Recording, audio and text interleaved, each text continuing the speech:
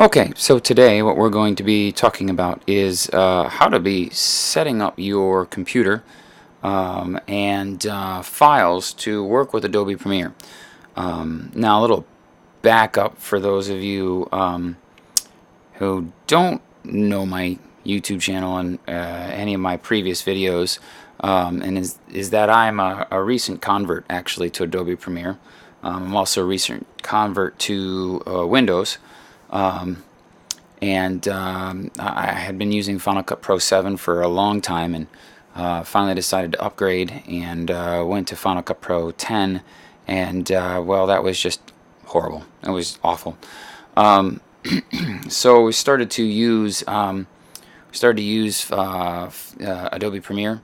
Started with CS6, and then this year the school that I work at decided to move to this CC, to the Creative Cloud, and it's been a lot of fun learning some new things. So what I'm going to talk about today is how you set up your files for Premiere, as I've been using it for a little bit over a year now to learn. I've learned a couple of things, and it's going to help people out a lot. And some tips about a little bit of hardware as well. So anyway, if I just come in here and open up, one of the things that you might see about my computer is that I've got a lot of hard drives. One of the things that I have is I have a video storage drive, which is right now is 4 terabytes, and that drive just kind of holds the videos that I have, that are current. This is not a backup drive. This is internally in my PC, and it's a 4 terabyte Western Digital Black, so it's pretty fast. But I also don't do any work on it. I don't work off of this drive. It's really just a storage drive. What I have for my work is I have an SSD drive. And I highly recommend just working off an SSD drive. They're a lot faster. But I also think that having a separate drive so that when you're working on projects, you're not using the drive that you use to store your valuable files. I think it's a good practice. That and also the practice of just having a lot of backups, having multiple backups, external hard drives, online backups, whatever you want. That's really another demo, really. I have external hard drives as well as online backups. My external drives are bare drives that I put into a eSATA dock, and then they are kept in offsite and or also a waterproof and fireproof safe that's kept in my basement. So there's a lot of different ways to take care of that, but either way, I think with what's inside your computer, you should not be working off of your main storage drive, in my opinion. And SSD drives are pretty cheap. 500 gig SSD would probably give you enough space for a good sized project or two, and that's what I recommend. So anyway, how you're going to start. So the first thing that is really needed is you need your footage, you need your clips. So I just plugged in an SD card here into a card reader, and right here you can see it's kind of come up Canon EOS, and it's going to look like this. If you've never really navigated one of these before, probably have, but it's good to kind of go over this. And then if you go into the DCIM, you're going to see folders like this, and the video folders are almost always in the 100 Canon. And so I've got a bunch of footage here that I have, and I'm just going to highlight all these, and I'm going to right click, and I'm just going to copy them, and then I'm going to go to my work drive. I can go back to this PC, and then I can go to my work drive. This is my SSD drive. For students who are in my classes, we're going to be using the C drive. So you would just go to the C drive, and you would find that folder in the user folders. You would find that folder that has your name on it right in there. And then we created a folder called digital video, or digital filmmaking, I should say. So digital filmmaking. And in there we had already created a folder called Blue Horizon. which was that trailer that we were using found footage from. And we're going to create another folder here, and we're going to call this, you know, whatever your current project is that you're working on. So right now I'm just going to say Uganda. These clips are from Uganda.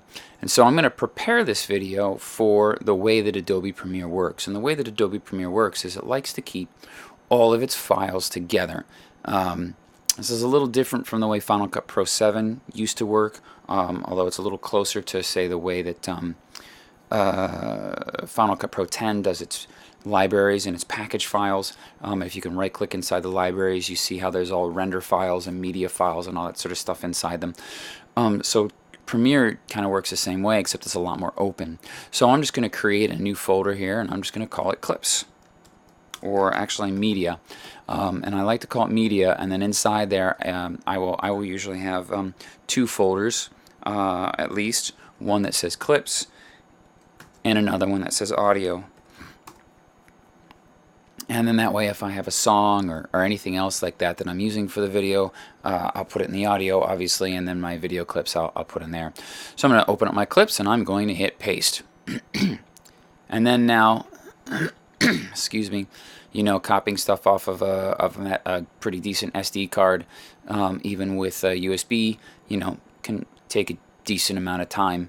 I've already copied these clips, but you can see how they're just coming in nice and easy. But I've already got them, so I'm gonna hit cancel here, so we don't have to sit here and wait. I'm gonna delete those, and I already put them in here, so I'll just go put those back in my. So here's my Uganda folder for my new project. Here's clips, and we're just gonna paste them in here. There we go. Okay, so there they are. So now we're ready. We've got all our video clips inside the media folder, so now we're ready to make our project file with Adobe Premiere. So I'm going to launch Adobe Premiere here, and it's going to take a second. Pretty fast though. And we're going to make a new project. So this is going to pop up. If it doesn't, so if you have the welcome at startup undone, oops, that's not what I wanted to do. You can go under the File New project and under the File menu and do that. Oh, now see, a Premiere was already closed. Okay, there we go.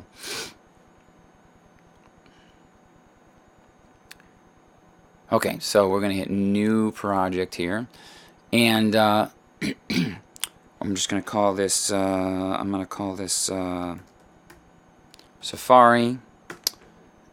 And then here the location is actually what's really important. So we're going to hit Browse, and we're going to go find. So I'm going to go to the user folders under the C drive, find the one with my name on it. There's my digital filmmaking. And in the Uganda folder here, I've got my media right on the top level. I'm going to select that folder. This is where it's going to put my new file. Now I should mention, for those of you who are not in my classes but maybe just watching this, you don't have to put this in your user folder. A lot of it depends on how you do this. At the risk of confusing you a little bit, I have a M.2 PCI 256 gigabyte PCI SSD that holds Windows on it, and then I remapped my user folders, my documents and all that sort of stuff, to my work drive, which is an SSD drive. So I've done that. So basically I'm keeping all my projects on the SSD drive, or my work drive. And that also, I think, is a really good thing to do, to keep your operating system on a separate drive, so that you're not working that drive too hard either with your project. So I basically have a storage drive, I have an OS drive, and then I have a work drive, minimum. Those three drives, and each one kind of does its own thing, and then on top of that, all my backups, so that theoretically, if there's a failure or something like that, I don't lose everything. I might lose one little thing, but I should have all my backups, and then I can, restore it pretty easily. So let's go back here. So the other thing that we want to do is we want to check our scratch disks. So I'm going to keep all this. One of the big important things is assuming that you have a good enough graphics card, you should have your CUDA acceleration, your Mercury playback engine set to GPU for better editing. And then I'm going to click on my scratch disks, and I just want to make sure that all of these are set the same as project. Now, you don't always have to do it that way. Some people might have separate hard drives that are set up just for scratch disks. And I understand why you might do that. I've been finding that it's a lot easier actually to have a work drive, and on that work drive I have my projects. I have copies of my clips, not the originals. So I have all my videos are on a video storage drive on my originals, and I also have a backup. But then I have my project, my render files, and everything all in one folder, and it just makes it a lot simpler. So I like that. I like the way it works. I like how it keeps everything in the same folder. That way I can take it to to a different computer or whatever just by copying this folder over to an external hard drive. I have a USB 2 or a Thunderbolt drive that I can copy my files over to, and then I can use it in a different computer. And everything is included that way. So I find that that's a good way of working. So once we've checked all this, I'm going to click OK, and it's going to kind of do its thing. Oh, you guys can't see here. Let's go. I'm going to go back to my assembly. So I like assembly. The assembly workspace for starting out. But essentially then if I go back to my desktop, you can see now I have a project file, and Adobe has now created a folder called Adobe Premiere Pro Preview Files. And so if I have to do any rendering or any preview files, will get automatically saved in there. And again, it's just kind of nice because now everything is in this one folder on the work drive. And I just find that that is the easiest way to do it. And then I've got my backups on the storage drive. For those students who are in my class, we're going to create backups on the media students network drive, so that's a network storage system, and you're going to copy a whole set of your clips, your media clips over to that, so you have a copy of those over there. But we're going to work off the hard drives because obviously it's a lot faster than working off of a network. So anyway, let's go back to Adobe Premiere. So now we're ready to start going. And there's a couple of different ways to do this, and a lot of it depends on my project. If I've got a small number of clips and I know I'm going to use them all, I can just start importing things straight into my project. So I can just right click here and I can hit the import button. Okay, and then I'm just going to go work drive. I'm going to find my name, get to my digital filmmaking class, and I'm going to open up the Uganda folder, and there's my media folder, and I'm going to get in my clips, and I'm just going to import them all just like that, and they're all going to be there. The other way to do it is to open up your media browser, okay, and you can go into the, it's basically the same thing. You can just go into the user folders, find your project folder, wherever you chose to keep it, and find your clips. And then when they are here, I'm going to go back to this preview. Just give them a second, and then they're going to come up here as little video previews. And what's really cool is you can scroll through them like this to kind of see what you've got as far as that's concerned. And I can scroll down and take a look at some of the video that I might have shot, and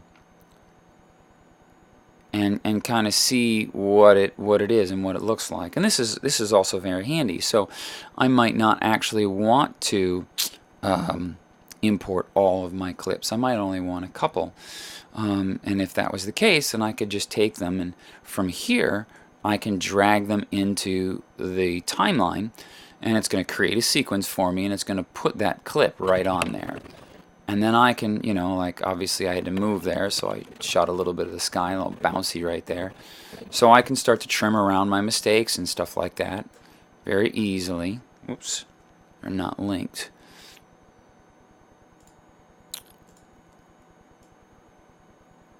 I guess they're not. Well, anyway, so I can start trimming around my video, and getting around some of the stuff that, you know, is really too shaky or whatever. In this case, I was at a boat with a 300mm lens, so it's not the easiest thing in the world. And you'll notice that once I drop the video here, if I go back to my project, now I've got a sequence and I've got a video clip that's been imported. So as soon as you drag something onto the timeline, it brings it into the project list here and puts it in there. The thing I like about this is it automatically takes your sequence and it sets it for the settings that you have or that your source footage is from. I don't like the fact that it names the sequence the same name as the first clip, but that's easy enough to change just by right-clicking, and you go to rename, and I can just call this Safari. Okay, and I'll just keep obviously the name.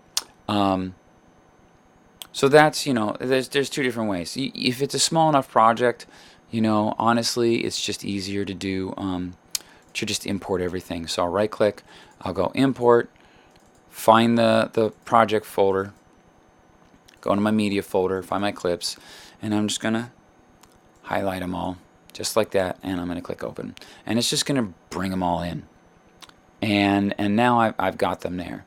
And then one of the easiest ways to do it is go back to your workspace, and you go to your editing workspace, and it's gonna kind of, whoops, I went back to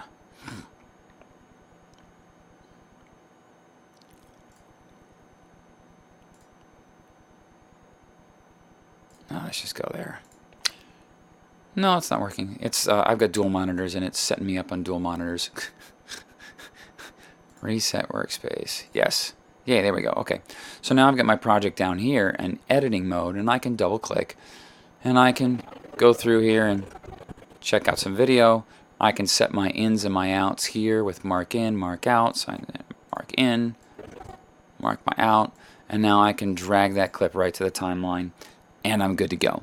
And I've got all my video footage right in here, and I can just double click on them and I can go. The nice thing about the media browser is that it shows you your video footage. Oh, that's not it.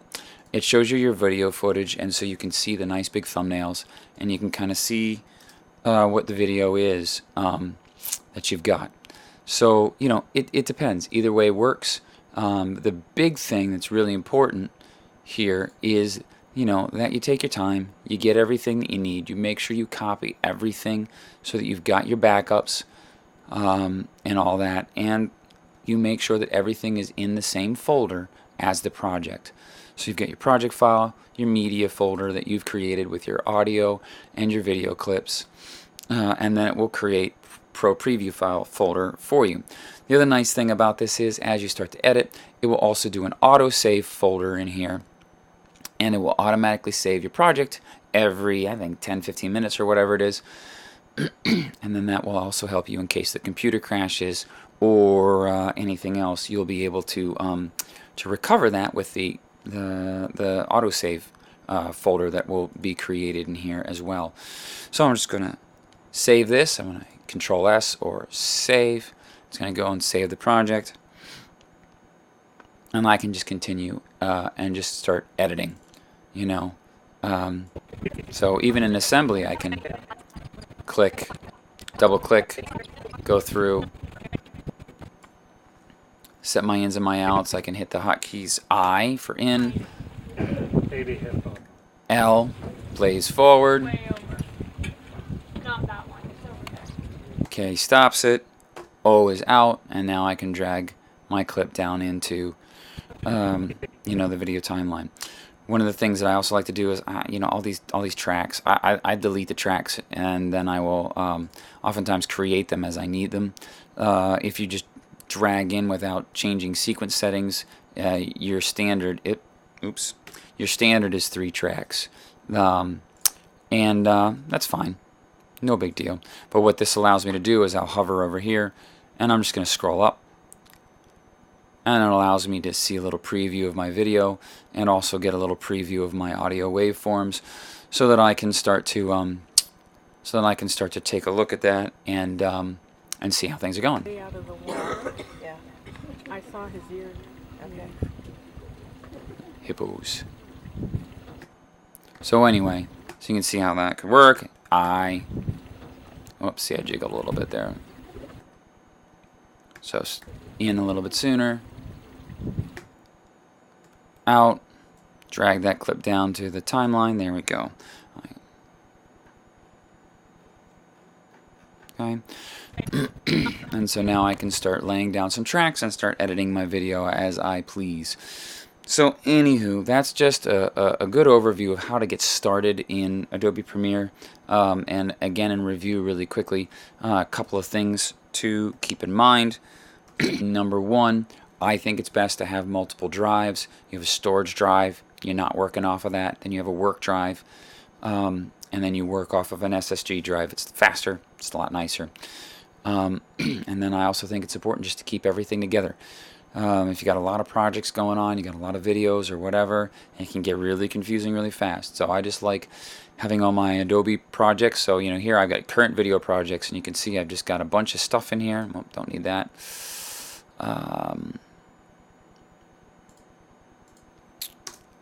And I've just got a whole bunch of folders in here. And if you go in there, you can see, well, actually I didn't do that with that one, but you can see I've got project file, media, preview files, and everything is just in one folder. So if I needed to, I could just copy that and I could save it to my external drive right here, and voila, I'm all done. And then I can take that to a different computer and edit or whatever. So I think that's really probably the best way to work with Premiere, especially with smaller projects. If you get a huge project like a feature-length film where you've got, terabytes worth of data, obviously the workflow is going to be a lot different. But for a lot of filmmakers or people who are just doing short videos, when you're doing 5-minute video or a 15-minute video or something like that, this is really the way to go. And it certainly makes a lot of sense to keep everything together if you can. And hopefully that will help you out a little bit getting started with Adobe Premiere CC.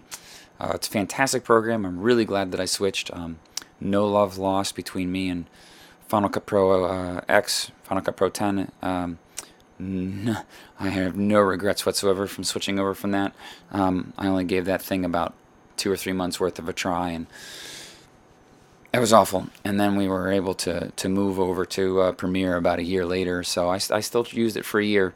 I still used Adobe Premiere or Final Cut Pro for a year before we switched over to Adobe, but I certainly am not looking back. Adobe Premiere is awesome. It's such a great program, and it's kind of good to be back. I used it back in the 90s.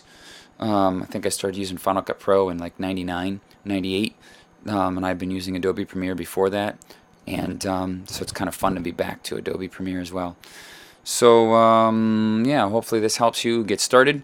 Start getting your projects in order, start getting things organized, and yeah, if you've got any suggestions or anything like that, you can leave them in the comments below. And yeah, happy creating videos.